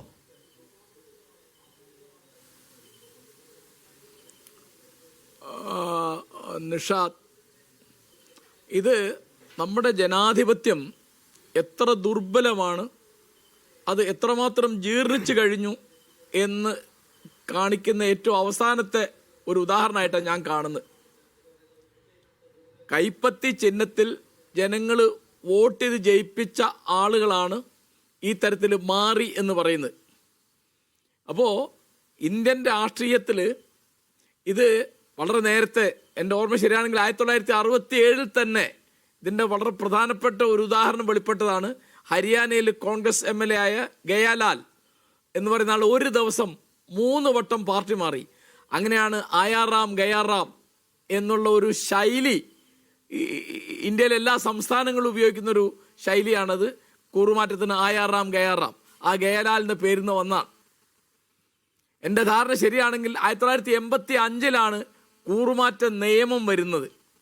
ആ കൂറുമാറ്റ നിയമത്തിൻ്റെ പരിധിയിൽ തദ്ദേശ സ്വയംഭരണ സ്ഥാപനങ്ങളിലെ ഇലക്ഷൻ വരികയില്ല എന്നാണ് എൻ്റെ അറിവ്. അത് MLA-മാരുടെയും MP-മാരുടെയും കൂറുമാറ്റം നിരോധിക്കാനുള്ളതാണ്. തദ്ദേശ സ്വയംഭരണ സ്ഥാപനങ്ങളിലാവുമ്പോൾ എന്താ സ്ഥിതി വെച്ചാൽ അവിടെ രാഷ്ട്രീയ പാർട്ടി എന്നുള്ളതിനേക്കാൾ പ്രധാനം വ്യക്തികളും അതുപോലെ പ്രാദേശികമായ പ്രശ്നങ്ങളുമാണ്. കോൺഗ്രസ് ആണ് അതിൻ്റെ പഴയ ചരിത്രം നോക്കിയാൽ ഇന്ത്യയിൽ ജനാധിപത്യം എന്താണ് എന്ന് ബഹുജനങ്ങളെ പരിചയപ്പെടുത്തിയത്. പക്ഷെ ആ പാർട്ടിക്ക് ഇപ്പോഴുള്ള ഏറ്റവും വലിയ പ്രശ്നം അതിനകത്ത് ജനാധിപത്യമില്ല. ഒരു ഉദാഹരണം പറഞ്ഞാൽ, കോൺഗ്രസിൻ്റെ കോഴിക്കോട്ടെ DC പ്രസിഡന്റ് തീരുമാനിക്കുന്നത് ഡൽഹിയിലാണ്. അതിവിടുത്തെ തിരഞ്ഞെടുപ്പിലല്ല തീരുമാനിക്കുന്നത്. ഇപ്പോൾ സാമാന്യത എന്താ വേണ്ടത്? കോഴിക്കോട് DC പ്രസിഡന്റിനെ കോഴിക്കോട്ടുകാർ എലക്ട് ചെയ്യാൻ വേണ്ടത്. അങ്ങനെയല്ല. അപ്പോൾ സ്ഥാനാർത്ഥി ആരാവണം, പ്രസിഡന്റ് ആരാവണം, DC പ്രസിഡന്റ് ആരാവണം, സെക്രട്ടറി ആരാവണം എന്നൊക്കെ പറഞ്ഞിട്ട് അധികാര തർക്കത്തിൻ്റെ ഏറ്റവും പരിഹാസ്യമായ രീതിയിൽ ഇപ്പോൾ ആലോചിച്ച് നോക്കൂ. KPCCക്ക് 58 സെക്രട്ടറിമാരുണ്ട്. ഏത് ജില്ലയിലൊരു ബസ് അപകടം ഉണ്ടായാലും 3-4 KPCC സെക്രട്ടറിമാർക്ക് പരിക്ക് പറ്റുന്ന സ്ഥിതിയാണ് കേരളത്തിൽ. അപ്പം നമ്മൾ ജനാധിപത്യത്തിൻ്റെ പേരിൽ എല്ലാവരും ആണയിടുക, ഭരണഘടനയുടെ പേരിൽ ആണയിടുക. ഇതൊക്കെ ഇതിനുവേണ്ടി പ്രവർത്തിക്കുന്ന പാർട്ടികൾക്കകത്ത് ജനാധിപത്യം വേണമല്ലോ, അതില്ല. അപ്പോൾ ഇലക്ഷൻ നടക്കണം. പണ്ട് അങ്ങനെയായിരുന്നു കോൺഗ്രസ്. അങ്ങനെയാണിപ്പോൾ മുഹമ്മദ് അബ്ദുറഹ്മാനൊക്കെ ജയിച്ചു വരുന്നത്. 1939 കാര്യം ഞാൻ പറഞ്ഞേ. അതുപോലെ അന്ന് 1938 നേതാജി ബോസ് പ്രസിഡന്റ് ഇലക്ഷനിലൂടെയാണ്. ഇപ്പോൾ ഇലക്ഷൻ എന്ന് പറയുന്നത് എവിടെയാണുള്ളത്? ഇപ്പോൾ ഖർഗെ വന്നത് ഇലക്ഷനിലാണ്, പക്ഷേ അതിൻ്റെ താഴോട്ട് എവിടെയാണ് ഇലക്ഷൻ ഉള്ളത്? അപ്പോൾ ഇതൊക്കെ സെലക്ഷനാണ്, അല്ലെങ്കിൽ നോമിനേഷനാണ്, അല്ലെങ്കിൽ ക്ലിക്കാണ്. അത് ജനാധിപത്യത്തെ, പ്രത്യേകിച്ച് ആ പാർട്ടിയെ ദുർബലമാക്കും. ഇപ്പോൾ വിമതനായിട്ട് മത്സരിച്ച് ജയിച്ചാൽ പിന്നെ പാർട്ടിയിലേക്ക് എടുക്കും. എന്താ അർത്ഥം? വിമതനാകുന്നതിന് കുഴപ്പമില്ല, പക്ഷെ നിങ്ങൾ ജയിച്ചിരിക്കണം. തോറ്റാലാണ് നടപടി. എന്ത് തമാശ എന്ന് ആലോചിച്ച് നോക്കൂ. അപ്പോൾ പാർട്ടിക്കൊരു നയമുണ്ട്, ഒരു നിലപാടുണ്ട്. ആ നിലപാടിനെയും നയത്തെയാണ് ജനങ്ങളുടെ മുമ്പിൽ വയ്ക്കുന്നത്. അല്ലാതെ ഒരാൾ ജയിച്ചോ തോറ്റപ്പോൾ പ്രാദേശികമായിട്ട് പല പ്രശ്നങ്ങളുണ്ടാവും. ആ പ്രശ്നങ്ങൾ പരിഹരിക്കുന്ന രീതി വളരെ വിചിത്രമാണ് കോൺഗ്രസിനകത്ത്. അപ്പോൾ അതിൻ്റെ ഒരു വളരെ പരിഹാസ്യമായ ഒരു രംഗമാണ് നമ്മൾ കണ്ടത്. പിന്നെ ഇപ്പോൾ ഇവിടെ സംസാരിച്ച മറ്റത്തൂരിലെ മെമ്പർ സംസാരിച്ചപ്പോൾ അവർ BJP ആയിട്ട് കൂട്ടുകൂടി എന്ന് സമ്മതിക്കാൻ അദ്ദേഹത്തിന് പ്രയാസമുണ്ട്. പക്ഷേ കാര്യം കൊണ്ട് അങ്ങനെയാണ്. അത് BJP ആയിട്ട് കൂട്ടുകൂടി ഭരണത്തിൽ ഇരിക്കണ്ട എന്ന് തീരുമാനിച്ചിട്ടുണ്ട് എന്നിപ്പോൾ കോൺഗ്രസ് നേതാക്കന്മാർ പറഞ്ഞ് നമ്മൾ കേട്ടു. അപ്പോൾ ഇവർക്ക് പഞ്ചായത്ത് മെമ്പർ സ്ഥാനം നഷ്ടപ്പെടാൻ പോകുന്നില്ല, കോൺഗ്രസിനകത്തെ സ്ഥാനമാണ് നഷ്ടപ്പെടാൻ പോകുന്നത്. അപ്പോൾ എന്താ വെച്ചാൽ എല്ലാ അർത്ഥത്തിലും രാഷ്ട്രീയ പ്രവർത്തനം എന്ന് പറയുന്നത് താഴെ തലം തൊട്ട് മേലെ തലം വരെ അധികാരത്തിൻ്റെ ആസക്തിയാണ് എല്ലാവർക്കും. ജനസേവനം എന്നൊരു സംഗതി മിക്ക പാർട്ടിയിലും പ്രാദേശിക നേതാക്കന്മാർ പോലും മറന്നുപോയി അവർക്ക് അനങ്ങിയാൽ മെമ്പർ ആവണം, അല്ലെങ്കിൽ പ്രസിഡന്റ് ആവണം, അല്ലെങ്കിൽ KPCC സെക്രട്ടറി ആവണം. ഇങ്ങനെ ഈ തരത്തിൽ അധികാരാസക്തി മുഴുത്താൽ എങ്ങനെയാണ് ജനാധിപത്യം നിയന്ത്രിക്കാതിരിക്കാന്നാണ് ഞാൻ ആലോചിക്കുന്നത്. അതിപ്പോ മോദിയുടെ BJP ചേർന്നാലും വേണ്ടില്ല, പിണറായി വിജയന്റെ CPM-ന് അടികൊടുത്തേ പറ്റൂ എന്ന നിഷ്കർഷയിലാണ് ഉള്ളത്. ഷാബു പ്രസാദ്, ഞാൻ കുറച്ച് വൈകിപ്പോയി, വെരി സോറി. ഞാൻ ചോദിക്കുന്നത് ഈ മറ്റത്തൂർ എപ്പിസോഡിനെ താങ്കൾ എങ്ങനെയാണ് കാണുന്നത്? അത് എന്താണ്, കോൺഗ്രസുമായിട്ട് ഒരു സഖ്യം ഉണ്ടാക്കാൻ കഴിയില്ല എന്ന കാർക്കശ്യമുള്ളത് കൊണ്ട് കോൺഗ്രസ് വിട്ടിറങ്ങി വന്നാൽ നമുക്കൊരു സഖ്യം ഉണ്ടാക്കാം, CPM-നെ പരാജയപ്പെടുത്താം എന്ന് BJP ഒരു നിലപാട് പറയുന്നു. ശരി, ഞങ്ങൾ ഇറങ്ങി വന്നേക്കാം എന്ന് ഇവർ തീരുമാനിക്കുന്നു. അവരിറങ്ങിപ്പോകുന്നു, സഖ്യം ഉണ്ടാക്കുന്നു, ഒരു ഭരണസമിതി ഉണ്ടാക്കുന്നു. അതാണോ സംഭവിച്ചത്? അവിടെ എന്താണ് അതിന്റെ ഇന്നർ സർക്കിൾ നടന്നത് എന്താണെന്നുള്ളതൊന്നും എനിക്കറിയില്ല. മാധ്യമങ്ങളിൽ കൂടെ വരുന്ന കാര്യങ്ങൾ മാത്രമേ എനിക്കറിയുള്ളൂ. പക്ഷെ ഒരു കാര്യം എന്ന് പറയാം, ഒരു പഞ്ചായത്തിലാണെങ്കിൽ പോലും, ഒരു മറ്റത്തോട് കേരളത്തിലെ ഒരു സാധാരണ പഞ്ചായത്ത് തന്നെ, അവിടെ ആണെങ്കിൽ പോലും ഒരു ഗംഭീരമായ ഒരു പൊളിറ്റിക്കൽ എഞ്ചിനീയറിംഗ് നടത്താൻ BJPക്ക് കഴിഞ്ഞു എന്നുള്ളത് ഒരു നിസ്സാരമായ ഒരു ചെറിയ ഒരു കാര്യമല്ല. കാര്യം കേരളത്തിൽ BJP ആ ഒരു ലെവലിലേക്ക് മാറിയിരിക്കുന്നു. അതായത് ഒരു കില്ലർ ഇൻസ്റ്റിങ്ക്റ്റ്, അതായത് ഇതിൻ്റെ അകത്ത് നമ്മൾ ഈ പറഞ്ഞ പോലെ എന്താണ് നൈതികത, രാഷ്ട്രീയ നൈതികത, അങ്ങനത്തെ കാര്യങ്ങളൊക്കെ നമ്മൾ മാറ്റി വെക്കും. പൊളിറ്റിക്സിൻ്റെ അകത്ത് നമ്മളതൊക്കെ വെറുതെ ഈ മാധ്യമങ്ങളിൽ കിടന്ന് പറയാമെന്നുള്ളതല്ലാതെ വേറെ കാര്യമൊന്നുമില്ലാതെ അതൊന്നുമല്ലാതെ. അതുപോലെ തിരുവനന്തപുരത്തെ കോർപ്പറേഷനിലെ വിജയം, അതേപോലെ ഇതുപോലെ കേരളത്തിൽ പല പഞ്ചായത്തുകളിലും ഇങ്ങനെ നടന്നിട്ടുണ്ട്. അതായത് ഒരു ലോക്കൽ പൊളിറ്റിക്സിലെ ആണെങ്കിലും അവിടുത്തെ ആ ഒരു പൊളിറ്റിക്കൽ ഓറിയന്റേഷനിൽ ഒരു പാരഡിം ഷിഫ്റ്റ് ഓപ്പറേറ്റ് ചെയ്യാവുന്ന രീതിയിലേക്ക് BJP മാറിയിരിക്കുന്നു. BJP ആ ഒരു ലെവലിലേക്ക് മാറിയിരിക്കുന്നു എന്നുള്ളത് സത്യത്തിൽ ഈ ഇരു മുന്നണികളെയും ഒരുപാട് ആശങ്കപ്പെടുത്തുന്ന കാര്യമാണ്. പിന്നെ വേറൊന്ന്, ഇപ്പൊ ഈ തെരഞ്ഞെടുപ്പിൽ UDF കോൺഗ്രസ് വലിയ വിജയം നേടി. പക്ഷേ ഇതിൻ്റെ അകത്തൂടെ മറ്റൊന്നുകൂടെ പുറത്തു വന്നിരിക്കുന്നു പറഞ്ഞു കഴിഞ്ഞാൽ ഈ കോൺഗ്രസിന്റെ ഉള്ളിലെ ആ ആന്തരിക ദൗർബല്യങ്ങൾ കൂടിയാണ് ഇവിടെ പുറത്തു വന്നിരിക്കുന്നത്. അതായത് ഇവർക്ക് പ്രത്യേകിച്ച് ഒരു ഐഡിയോളജിയോടോ അല്ലെങ്കിൽ അങ്ങനെയുള്ള ഒന്നിനോട് ഇവർക്ക് പ്രത്യേകിച്ച് ഒരു കമ്മിറ്റ്മെന്റും ഇല്ല. ഒരു ആൾക്കൂട്ടം, അതിൻ്റെ അകത്ത് കുറെ ആൾക്കാർ അതങ്ങനെ കാലാകാലങ്ങളായിട്ട് പണ്ടത്തെ ഒരു കോൺഗ്രസിന്റെ ഒക്കെ പാരമ്പര്യത്തിൽ ഇങ്ങനെ പോകുന്നത് അങ്ങനെയുള്ളതല്ലാതെ ഇവർക്ക് ഒരു ഓർഗനൈസേഷനിലായിട്ടുള്ള ഒരു ഇന്നർ സ്ട്രെങ്ത് ഒന്നും ഇവർക്കില്ല എന്നുള്ളത് ഇവിടുത്തെ പൊതുജനങ്ങളുടെ മുമ്പിൽ ഒരിക്കൽ കൂടെ വെളിപ്പെട്ടിരിക്കുകയാണ്. ഇങ്ങനെയുള്ള ഒരു പ്രസ്ഥാനത്തിനെ എങ്ങനെ വിശ്വസിക്കും എന്ന ഒരാശങ്ക പൊതുജനങ്ങളിൽ വളർത്താൻ സത്യത്തിൽ CPM ഈ അവസരം നല്ല ഗംഭീരമായിട്ട്, BJP ഇതിൻ്റെ അത് മാറിയിരിക്കുക, അതിൻ്റെ അത് അങ്ങനത്തെ ഇതിലൊന്നും പോവില്ല. പക്ഷെ CPM അങ്ങനെ ഒരു വലിയ പ്രചരണത്തിനിറങ്ങും. ആ പ്രചരണത്തിനെ പ്രതിരോധിക്കാൻ കുറച്ച് ബുദ്ധിമുട്ട് തന്നെയുമായിരിക്കും. പക്ഷെ എന്തായാലും ഇവര് കോൺഗ്രസ് ഇനി കേരളത്തിൽ ഇനി വരാൻ പോകുന്ന തെരഞ്ഞെടുപ്പുകളിൽ മറുപടി പറയേണ്ട, അല്ലെങ്കിൽ അവരെ ബുദ്ധിമുട്ടിക്കുന്ന ഒരുപാട് ഇഷ്യൂസ്, ഇപ്പൊ യലഹങ്ക, ദിഗ്വിജയ് സിംഗ്, ശശി തരൂര്, ഇപ്പം മറ്റത്തൂര്, ഇതൊക്കെ കോൺഗ്രസിന്റെ ശവപ്പെട്ടിയിലെ ആണികളാകാൻ കരുത്തുള്ള കാര്യങ്ങൾ തന്നെയാണ്. കുറച്ച് പ്രയാസമാണ് അതിനെ. ഇവരിങ്ങനെ ഈ ഒരു സ്ലിപ്പറി ഗ്രൗണ്ടിലാണ് നിൽക്കുന്നത്. ഇതിനെ പ്രതിരോധിക്കുക അവർക്ക് അത്ര എളുപ്പമല്ല. BJP ഇതിൻ്റെ അകത്ത് BJP അവരുടെ വർക്കുമായിട്ട് അങ്ങനെ മുമ്പോട്ട് പോവുകയുള്ളൂ. പക്ഷെ CPM പ്രത്യേകിച്ച് ഇപ്പോഴത്തെ ഈ വലിയ തോൽവി ഏറ്റിരിക്കുന്ന ഒരുതരം ഒരു ഗൂണ്ട ടൈഗറിന്റെ അവസ്ഥയിലാണ് അവരെന്തും ചെയ്യും, ഏത് ലെവൽ വരെ വേണം. BJPയുടെ ഭയങ്കരമായിട്ടുള്ള എഞ്ചിനീയറിംഗ് മികവ് വീണ്ടും ഇതാ മറ്റത്തോരിലും കണ്ടിരിക്കുന്നു എന്നാണ് ഷാബു പ്രസാദിന്റെ അഭിപ്രായം. ലിൻഡോ പള്ളിപ്പറമ്പൻ ഒരു കോൺഗ്രസ്സുകാരൻ നിലയ്ക്ക് BJP പിന്തുണയോടെ ഉള്ള ഒരു സംവിധാനത്തിന്റെ ഭാഗമാകേണ്ടി വന്നു. കോൺഗ്രസിനെ വിശ്വസിക്കുന്നു എന്ന് ഈ കേരളത്തിൽ ഇവർ ഈ ഇലക്ഷനിൽ CPM-ന് കൈവിട്ടുപോയ ആ ന്യൂനപക്ഷ വിഭാഗത്തിന്റെ മുമ്പിലേക്ക് ഈ ചോദ്യങ്ങളാണ് അവർ എറിഞ്ഞിട്ട് കൊടുക്കുന്നത്. ഷാബുവിന്റെ പോയിന്റിൽ ഞാൻ അങ്ങോട്ട് പറഞ്ഞ് കേൾക്കുന്നില്ല തോന്നുന്നു.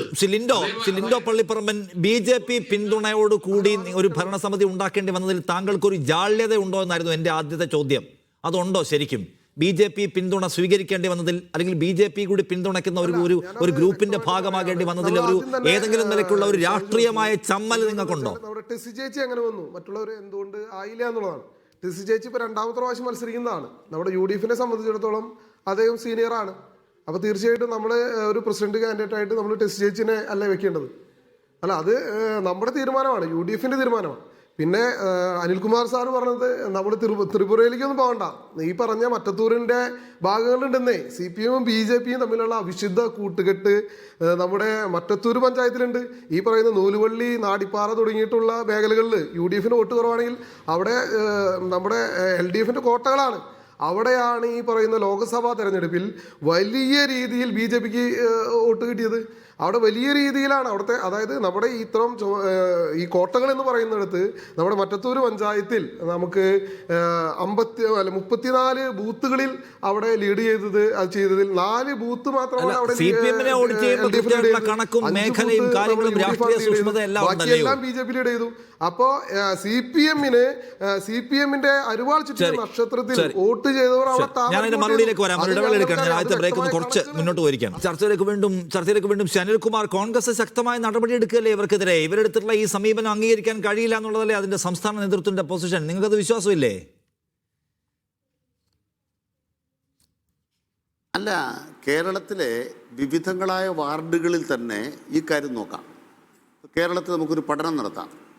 BJP ജയിച്ച വാർഡുകളിൽ ആരാണ് 2ാം സ്ഥാനത്തുള്ളത്, ആരാണ് 3ാം സ്ഥാനത്തുള്ളത്, അതിൻ്റെ പെർസെൻറ്റേജ് നോക്കാം. ആരാണ് BJP നേരിട്ടത്? ഞങ്ങൾ ഈ തെരഞ്ഞെടുപ്പിൽ വിജയം ഉണ്ടായിടത്ത് വിജയം ഉണ്ടായെന്നും പരാജയം ഉണ്ടായിടത്ത് പരാജയം ഉണ്ടെന്നും വിലയിരുത്തുന്നവരാണ്. പക്ഷെ ഞങ്ങൾ പരിശോധന നടത്തിയപ്പോൾ കണ്ട കാര്യം എന്താണ്? ലോക്സഭാ തെരഞ്ഞെടുപ്പിൽ ഞങ്ങൾക്ക് 66 ലക്ഷം വോട്ടാണ് ഉണ്ടായിരുന്നു. ഇപ്പോൾ അവിടുന്ന് കളം മാറിയിരിക്കുന്നു. ഒരു 18 ലക്ഷം വോട്ട് അധികമായിട്ട് ഇപ്പോൾ കിട്ടിയിട്ടുണ്ട്. 84 ലക്ഷം വോട്ടായി മാറി. UDF-നെ സംബന്ധിച്ച് അവരുടെ മേൽക്കൈയുള്ള 2 ജില്ലകൾ കഴിച്ചാൽ LDF-ഉം UDF-ഉം സമാസമാണ്. എന്നുവെച്ചാൽ LDF-ന് നല്ല മേൽക്കൈയുണ്ട്. എന്താ ഇത് കാണിക്കുന്നത്? 7 ജില്ലാ പഞ്ചായത്ത് LDF, 7 UDF. BJP വളർന്നിട്ടില്ല. എല്ലാവരും ആശങ്കപ്പെട്ടത് BJP വളരുന്നുണ്ടോ? കേരളത്തിൽ BJP വളരുന്നില്ല. 50,000 വോട്ടേ കൂടിയിട്ടുള്ളൂ. അതാണ് തെരഞ്ഞെടുപ്പ് ഫലം കാണിക്കുന്നത്. അപ്പോൾ 2020 തെരഞ്ഞെടുപ്പിൻ്റെ ഫലത്തിൽ നിന്നും BJP വളർന്നിട്ടില്ല. കഴിഞ്ഞ ലോക്സഭാ തെരഞ്ഞെടുപ്പിലെ ഫലത്തിൽ നിന്നും അധികം BJP വളർന്നിട്ടില്ല. ഇത് കാണിക്കുന്നത് എന്താണ്? ഇടതുപക്ഷ ജനാധിപത്യ മുന്നണിക്ക് BJP-യെ നന്നായിട്ട് നേരിടാൻ കഴിയും. ഞങ്ങൾക്ക് BJP-യെ നേരിടാൻ കഴിയുമെങ്കിൽ ഞങ്ങൾക്ക് നല്ല കോൺഫിഡൻസ് ഉണ്ട്. മതന്യൂനപക്ഷങ്ങൾക്ക് BJP-യുടെ ഈ ഭീഷണിയുള്ള പശ്ചാത്തലത്തിൽ UDF-ന്റെ പിന്നാലെ പോയി നിൽക്കേണ്ട ഗതികേടില്ല. ഗതികേട് കൊണ്ടാണ് പോയി നിൽക്കുന്നത്. ഒരു തരം കിട്ടിയാൽ BJP-യിലേക്ക് ചാടാൻ നിൽക്കുന്ന ആളുകളെ വിശ്വസിച്ച് എങ്ങനെയാണ് BJP-ക്കെതിരായിട്ട് നിങ്ങൾ ഉറപ്പ് ചോട്ട് ചെയ്യുന്നത്? ആ സാഹചര്യം ഇന്ന് കേരളത്തിലില്ല. അതുകൊണ്ട് തന്നെ അടിസ്ഥാനപരമായി BJP-ക്ക് അനുകൂലമായും CPM-നെതിരായിട്ടുമാണ് ഇവിടുത്തെ സംഘപരിവാരത്തിന് അനുകൂലമായിട്ടാണ് ഇവിടുത്തെ UDF-ന്റെ മനോനില അടിസ്ഥാനപരമായി. അതുകൊണ്ടാണ് ഒരാൾ കാലുമാറിയാൽ നമുക്ക് മനസ്സിലാക്കാം ഒരു വ്യക്തിയുടെ വ്യതിചലനമാണ്. 8 ആളുകളാണ്. കൂട്ടക്കാലുമാറ്റമാണ്. കൂട്ടക്കാലുമാറ്റം എന്ന് പറയുന്നത് ഉത്തരേന്ത്യയിൽ നിന്നും ഈ കേരളത്തിലേക്ക് പടർന്നിരിക്കുന്നു. ആൻ്റണിയുടെ മകൻ പോയത് ഒറ്റയ്ക്ക് പോയി, കരുണാകരൻ്റെ മകൾ പോയത് ഒറ്റയ്ക്ക് പോയി. അതൊരു പ്രതിഭാസമെന്ന് പറയാം. ഒറ്റയ്ക്കാണ് പോയത്. ഇവർ 8 ആൾ ഒരുമിച്ചാണ്. 8 ആൾ ഒരുമിച്ച് പോകണം. ആർക്കെതിരായിട്ടാണ്? CPM-നെതിരായിട്ടാണ്. അപ്പോൾ CPM-നേക്കാൾ സ്വീകാര്യമായത് ആരാണ്? BJP-യാണ്. ഇതാണ് അണികളുടെ മനോനില. ഇവർ വിജയിപ്പിക്കുന്ന MLA-മാർ നാളെ ആരുടെ കൂടെ നിൽക്കും? ഞങ്ങൾക്കൊരു 35 പേരെ കിട്ടിയാൽ ഞങ്ങൾ മന്ത്രിസഭ ഉണ്ടാക്കുമെന്ന് പറയുന്ന സുരേന്ദ്രൻ്റെ പാർട്ടിക്ക് കോൺഗ്രസ് ജയിക്കണം കേരളത്തിൽ. ഈ തിരിച്ചറിവാണ് മറ്റത്തൂർ കൊടുക്കുന്നത്. അവിടെ മറ്റത്തൂർ എന്ന് പറയുന്നത് ചൂണ്ടുപലകയാണ്. ആ ചൂണ്ടുപലക എന്ന് പറയുന്നത് ഇടതുപക്ഷ ജനാധിപത്യത്തിനെ എതിർക്കുന്ന UDF-ന്റെ രാഷ്ട്രീയത്തിൽ ഒരു മാറ്റം വരുത്തുമോ? കമ്മ്യൂണിസ്റ്റ് വിരോധവും പിണറായി വിരോധവും ഉന്നയിക്കുന്ന നിങ്ങളുടെ രാഷ്ട്രീയത്തിൽ മാറ്റം വരുത്തുമോ? ഇതിനാണ് കോൺഗ്രസ് ഉത്തരം പറയേണ്ടത്. ശരി അനിൽ ബോസ്, ഈ പറയുന്ന ഈ അവിഹിത കച്ചവടക്കാരോടുള്ള സമീപനം എന്തായിരിക്കും? അവരോട് വളരെ കാർക്കശ്യമുള്ള ഒരു പൊസിഷൻ സ്വീകരിക്കാനാണോ തയ്യാറാവുക? അതോ അനുനയിപ്പിച്ച് പിന്നെയും കൂടെ കൂട്ടി പഞ്ചായത്ത് ഭരണമെങ്കിൽ പഞ്ചായത്ത് ഭരണം, അങ്ങനെയൊക്കെയുള്ള ഒരു ലൈനിലാണോ കോൺഗ്രസ് ഉദ്ദേശിക്കുന്നത്? എന്താണ്?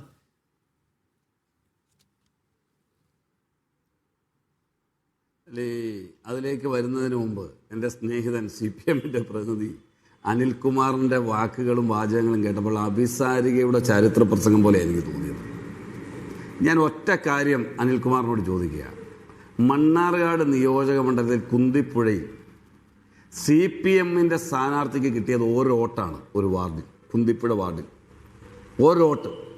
ആ വോട്ട് ചെയ്ത ഖനീഫ എന്ന് പറയുന്ന local committee member, CPM local committee മെമ്പറെ ഭീഷണിപ്പെടുത്തിയത് എന്തിനാണ് നിങ്ങളുടെ പാർട്ടി? അവിടെ മത്സരിച്ച് ജയിച്ചത് ലീഗാണ്, അബ്ദുവാണ് 312 വോട്ട് നേടിയാണ് ജയിച്ചിട്ടുള്ളത്. അവിടെ ജമാഅത്തെ ഇസ്ലാമിയാണ് 179 വോട്ട് പിടിച്ച് 2ാം സ്ഥാനത്ത് വന്നിട്ടുള്ളത്. CPM-ന്റെ വോട്ട് എവിടെ പോയി? എന്തുകൊണ്ട് CPM എന്ന് പറയുന്ന സ്ഥാനാർത്ഥിക്ക് ഒരു വോട്ട് മാത്രമായി? ഒന്ന് പറഞ്ഞു തന്നെ. കുറേ നേരമായല്ലോ ഇരുന്ന് കുറേ വിപ്ലവാത്മകമായ വാക്കുകൾ പറയാൻ തുടങ്ങിയിട്ട്. കോട്ടയ്ക്കൽ നിഷാദിന് അറിയാമല്ലോ, അവിടെ CPM സ്ഥാനാർത്ഥി പോലും വോട്ട് ചെയ്തില്ല.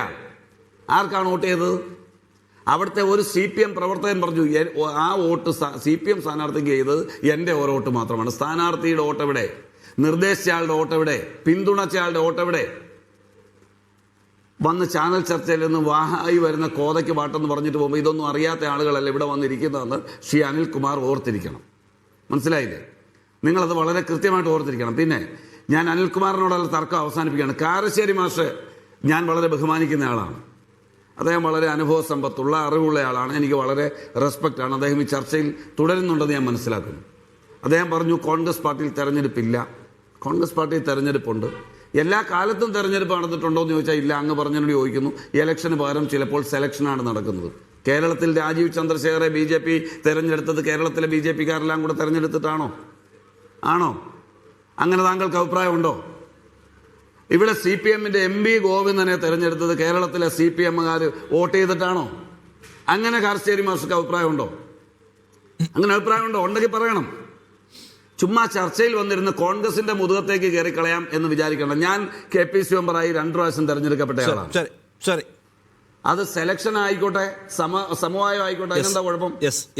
ഒരു തെരഞ്ഞെടുപ്പ്, പാർട്ടിയുടെ ഇന്റേണൽ തെരഞ്ഞെടുപ്പിൽ പരസ്പരം ആയുധമെടുത്ത് അടലാടണമെന്ന് ആരാ നിങ്ങളോട് പറഞ്ഞത്? ഞാൻ ചോദിച്ച ചോദ്യത്തിലേക്ക് താങ്കൾ വന്നില്ല. പക്ഷെ എനിക്ക് അതിന് സമയമില്ല. നമ്മുടെ സമയം കഴിയാണ്. ചെമ്മൻ കാരശ്ശേരി നേരത്തെ അനിൽകുമാർ സമയം കുറവാണ്. വളരെ ഗുരുതരമായ ആരോപണത്തിന് മറുപടി താങ്കൾ വിയോജിപ്പ് രേഖപ്പെടുത്തിയല്ലോ. കാരശ്ശേരി മറുപടി പറയട്ടെ. ഒരു പാർട്ടിയിൽ ഒരു പദവിയിലേക്ക് വന്നാൽ അവിടെ കൺസൾട്ടേഷനിൽ ഒരാളെ സെലക്ട് ചെയ്താൽ അതും ഇലക്ഷനാണ്. അതുകൊണ്ട് കോൺഗ്രസ് പാർട്ടിയിൽ മല്ലികാർജുൻ ഖാർഗെനെ തെരഞ്ഞെടുത്തു, ബാക്കിയുള്ളവരെ ആരെയും തെരഞ്ഞെടുത്തില്ല. അത്തരം വാദഗതി പറയുമ്പോൾ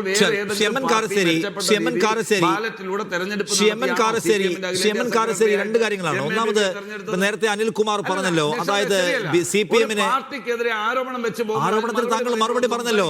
താങ്കൾ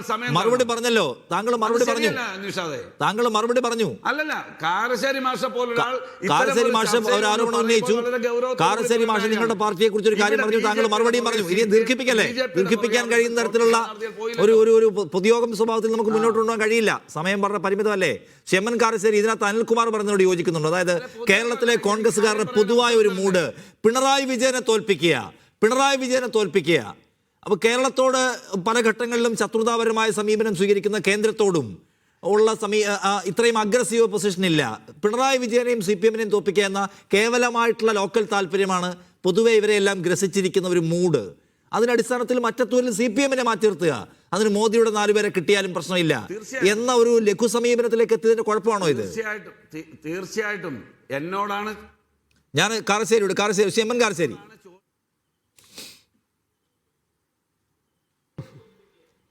ഞാൻ സംസാരിക്കട്ടെ? നിഷാദ്, അതായത് ഈ കേരളത്തിന് പുറത്തും കേരളത്തിനകത്തും ഉള്ള രാഷ്ട്രീയത്തിൻ്റെ ഇപ്പോഴൊരു പ്രശ്നം BJP-യെ എതിർക്കാൻ വേണ്ടി ഉണ്ടാക്കിയ ഇന്ത്യ ബ്ലോക്കിനെ പറ്റി കേരളത്തിന് പുറത്ത് CPM-ന് താല്പര്യമാണ്. ഇപ്പോൾ തമിഴ്നാട്ടിലോ ഡൽഹിയിലോ മറ്റുള്ളിടത്തൊക്കെ. കേരളത്തിനകത്ത് ആ താല്പര്യമില്ല. അപ്പോൾ CPM-ന്റെ കേരളത്തിനകത്തെ വലിയ ശത്രു കോൺഗ്രസും കേരളത്തിന് പുറത്തെ വലിയ ശത്രു BJP-യാണ്. അങ്ങനെയാണ് നമ്മൾ കാണുന്നത്. അപ്പോൾ ഇതിലൊരു പ്രശ്നം BJP-യാണ് പ്രധാനപ്പെട്ട ശത്രു എന്നുള്ള കണക്കിൽ യോജിക്കാൻ കോൺഗ്രസിനും CPM-നും സാധിക്കുന്നില്ല. അതിന് പ്രധാന കാരണം കേരളത്തിലെ അധികാരമാണ്. ഇപ്പോൾ സീതാറാം യെച്ചൂരി അദ്ദേഹം മരിച്ചുപോയി, അദ്ദേഹം ഉണ്ടായിരുന്നെങ്കിൽ ഒരു ഉദാഹരണം പറയണേ. അപ്പോൾ കേരളത്തിന് പുറത്ത് അവർക്ക് ഈ കോൺഗ്രസ് വിരോധമില്ലല്ലോ. അപ്പോൾ ഇവിടെ ഇപ്പോൾ തീർച്ചയായിട്ടും ഈ തരത്തിൽ പിണറായിയാണോ ശത്രു എന്ന് ആലോചിക്കേണ്ട പണി കോൺഗ്രസ്സുകാർ എടുക്കാൻ പാടില്ല. കോൺഗ്രസ് ആണ് മുഖ്യ ശത്രു എന്ന് CPM എടുക്കാൻ പാടില്ല. അത് ഞാൻ പറയാതല്ല, അത് നടപ്പാൻ പോകുന്ന കാര്യമല്ല. കാരണം കേരളത്തിലെ അധികാര രാഷ്ട്രീയം എന്ന് പറയുന്നത് രണ്ടു കൂട്ടർക്കും താല്പര്യമുള്ളതാണ്. പിന്നെ തീർച്ചയായിട്ടും രാഷ്ട്രീയത്തിൽ പ്രധാനപ്പെട്ട ഒരു പണി അധികാരത്തിൽ വരലാണ്. ആദർശങ്ങളൊക്കെ മിക്ക ആളുകളും ആ കൂട്ടത്തിൽ അടക്കി വയ്ക്കും. പിന്നെ കോൺഗ്രസിൻ്റെ പ്രതിനിധി അനിൽ ബോസ് അദ്ദേഹം വളരെ വികാരഭരിതനായി ക്ഷുഭിതനായി സംസാരിച്ചു. അപ്പോൾ അദ്ദേഹം ദയവായി മനസ്സിലാക്കേണ്ട കാര്യം കോൺഗ്രസ് പാർട്ടിക്ക് അകത്ത് ജനാധിപത്യമുണ്ട് എന്ന് പറയാൻ വേണ്ടി അങ്ങ് പറഞ്ഞ കാര്യങ്ങൾ ഒരു ക്ലാരിറ്റിക്ക് വേണ്ടി കൂട്ടിച്ചേർത്തേ ഉള്ളൂ. അല്ല ഞാൻ പറയട്ടെ, അല്ല വികാരം കൊണ്ടതിന് കുഴപ്പമില്ല, ചർച്ചയിൽ അല്ല അത് തീർച്ചയായിട്ടും മറുപടി പറയണം. അതാണല്ലോ ചർച്ച എന്ന് പറയുന്നത്. ചർച്ച എന്ന് പറയുന്നത് അതാണല്ലോ. അപ്പോൾ കോൺഗ്രസിനകത്ത് അതിപ്പോൾ DCC ഒരു ചെറിയ ഉദാഹരണം ചോദിക്കുന്നത്, DCC പ്രസിഡന്റ് തീരുമാനിക്കാൻ ഡൽഹിക്ക് പോകുന്ന ഒരു അവസ്ഥ ഉണ്ടാവാൻ പാടില്ല. അത് സമ്പൂർണ്ണ ജനാധിപത്യത്തിന്റെ ഒരു സ്വഭാവത്തിലേക്ക് ഇതിന് മാറാൻ കഴിയണം പുതിയ കാലത്ത് എന്നാണ്. കാലശ്ശേരി, എനിക്ക് എന്റെ സമയം കടന്നുപോയി, ഞാൻ 10 മണിയാവും, അപ്പൊ എനിക്ക് അവസാനിപ്പിക്കാൻ നിർബന്ധിതനാവുകയാണ്. അവസാനമായി ഷാബു പ്രസാദ്, താങ്കൾ നേരത്തെ പറഞ്ഞല്ലോ ഈ BJPയുടെ എഞ്ചിനീയറിംഗിന്റെ, ഷാബു പ്രസാദ് BJPയുടെ എഞ്ചിനീയറിംഗിന്റെ ഒരു മികവാണെന്ന് പറഞ്ഞല്ലോ. BJPയുടെ എഞ്ചിനീയറിംഗ് എന്ന് വെച്ചാൽ എന്താണെന്ന് നമ്മൾ കണ്ടുകൊണ്ടിരിക്കുകയാണ്. അപ്പൊ ആ എഞ്ചിനീയറിംഗിന് വേഗം കിട്ടുന്ന ആൾക്കാർ കോൺഗ്രസ്സുകാരാണ് എന്നുകൂടി മനസ്സിലാക്കണോ? അതായത് ഒരു രാഷ്ട്രീയ യുദ്ധത്തിനിറങ്ങുമ്പോൾ ശത്രുവിന്റെ ഇപ്പൊ പല ശത്രുക്കളെ നേരിടാൻ ഇറങ്ങുമ്പോൾ ദുർബലനായ ശത്രുവിനെ കൂടുതൽ ആക്രമിക്കാൻ സാധ്യതയുണ്ട്. അതൊക്കെ അതിൻ്റെ അകത്തൊരു നമ്മുടെ കോമൺ ആയിട്ടുള്ള ഒരു കാര്യമില്ലേ. ഇപ്പം ഇനി എന്ത് പറഞ്ഞാലും ഞാനൊരു കടുത്ത കമ്മ്യൂണിസ്റ്റ് വിരുദ്ധൻ തന്നെയാണ്. പക്ഷേ എങ്കിലും കമ്മ്യൂണിസ്റ്റ് പാർട്ടിയുടെ സംഘടനാ സംവിധാനം എന്ന് പറയുന്നത് വളരെ ശക്തമാണ്. വളരെ ശക്തമായ അടിത്തട്ട് മുതൽ ഏറ്റവും മുകളിൽ ഒരു ടോപ്പ് വരെ അവർക്ക് വളരെ ശക്തമായ സംഘടനാ സംവിധാനമുണ്ട്. അതിൻ്റെ അകത്ത് ഇനി എന്ത് ശരിയാണെങ്കിലും തെറ്റാണെങ്കിലും അതിൻ്റെ അകത്ത് അവരുടെ ആശയത്തോട് കമ്മിറ്റ്മെന്റ് ഉള്ള വലിയൊരു വിഭാഗം ഇപ്പോഴും ഉണ്ട്. അതിൻ്റെ അകത്ത് വളരെ വളരെ ഒരുപാട് ആൾക്കാരുണ്ട്. എന്നൊരു കോൺഗ്രസിനെ സംബന്ധിച്ചിടത്തോളം അതല്ല. അവർക്കൊരു ആശയവുമില്ല, അവർക്ക് ആദർശവുമില്ല, തത്വശാസ്ത്രവുമില്ല, സംഘടനാ സംവിധാനവുമില്ല. ഈ പഴയ കാലത്തെ ഈ പണ്ടുണ്ടതും പാളെ തൂറിയതും എന്ന് പറയുന്ന മാതിരി ഇതെല്ലാം കൂടെ പറഞ്ഞുകൊണ്ട് നടക്കുന്ന ഒരു ആൾക്കൂട്ടം മാത്രമാണ് കോൺഗ്രസ്. അതുകൊണ്ട് അവർ ഒരു ഈസി ടാർഗറ്റാണ് ഏത് രാഷ്ട്രീയ പാർട്ടിയുടെയും. അവരുടെ എതിരാളികളെ സംബന്ധിച്ചിടത്തോളം സ്വാഭാവികമായിട്ട് അവരെ ലക്ഷ്യം വെക്കും എന്നുള്ളത്. എന്തായാലും BJPയെ സംബന്ധിച്ച് BJPയുടെ എഞ്ചിനീയറിംഗ് മികവായിട്ടാണ് താങ്കൾ അതിനെ കാണുന്നത്.